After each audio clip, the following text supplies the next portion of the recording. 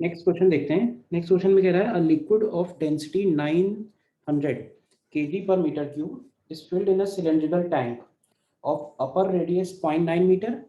मतलब ये एक सिलेंड्रिकल टैंक है जिसमें ये अपर वाला जो रेडियस है ये 0.9 गिवन है एंड लोअर रेडियस मतलब यहाँ पे जो रेडियस है ये 0.3 गिवन है।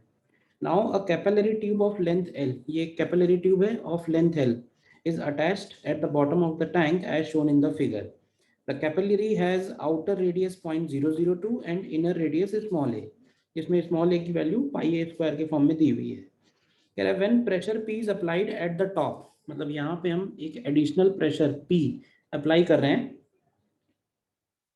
The volume flow rate of the liquid is this, मतलब इससे जो लिक्विड बाहर निकल रहा है उसका वॉल्यूम फ्लो रेट गिवन है। और कह रहा है कि if capillary is detached the liquid comes out of the tank with 10 metre per second. ठीक है, तो एक बार देखो कि अगर हम पहले इसमें हम लास्ट में जो इन्फॉर्मेशन दी है उसको पहले सॉल्व करते हैं। यानी कि कैपिलरी अगर हम डिटैच कर दें तो कैपिलरी डिटैच करने के बाद लिक्विड किस वेलोसिटी से निकल रहा है, तो स्टार्ट करते हैं। व्हेन कैपिलरी इज डिटैच्ड, तो अगर हम लोग क्या करें, हम लोग इसके बॉटम पे टैंक के और ऊपर वाले साइड में इन दोनों पॉइंट्स पे हम लोग a1 v1 equal to a2 v2 apply करते हैं और हमको नीचे वाले पॉइंट पे वेलोसिटी दी हुई है व्हेन कैपिलरी इज डिटैच्ड, यानी कि ये v2 की वैल्यू हमको गिवन है 10 मीटर पर सेकेंड। तो हम लोग एक काम करते हैं v1 निकालते हैं।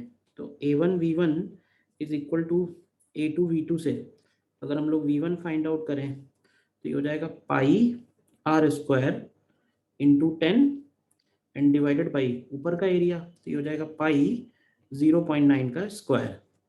तो देखो ध्यान से ये वैल्यू कैलकुलेट होके क्या आएगी,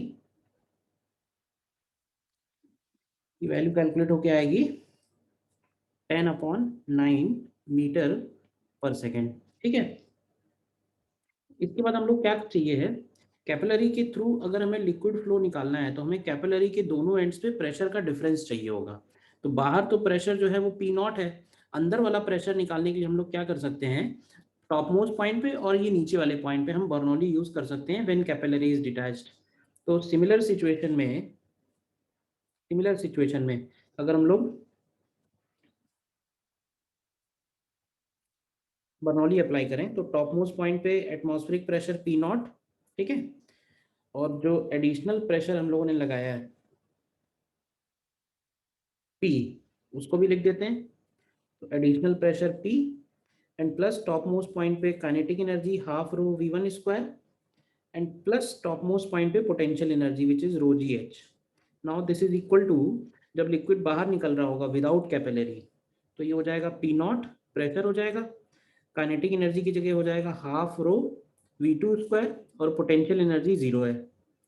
ठीक है, तो यहाँ से एक काम करते हैं, हम P plus rho G H का कंबाइंड वैल्यू कैलकुलेट करते हैं। पी नॉट तो कैंसिल हो गया तो ये आएगा निकल के हाफ रो v2 स्क्वायर, तो v2 स्क्वायर है 10 स्क्वायर और v1 स्क्वायर बन जाएगा 10/9 का स्क्वायर।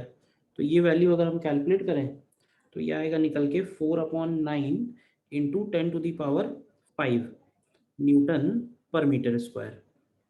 ठीक है, इसके बाद हम लोग मान लेते हैं कि कैपिलरी को हमने अटैच कर दिया है। ठीक है, और कैपिलरी अटैच करेंगे तो pressure difference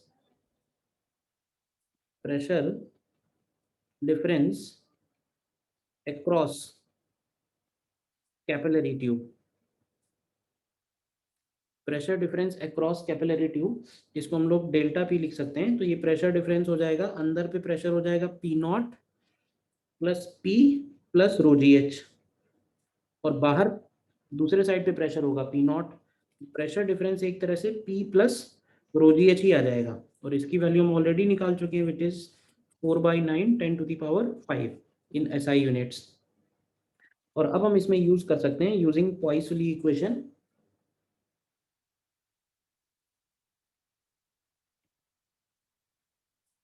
using Poiseuille's equation हम लोग लिख सकते हैं कि रेट ऑफ फ्लो यानी D capital V upon D T is equal to pi into pressure difference delta P और inner radius power 4 and divided by 8 eta L.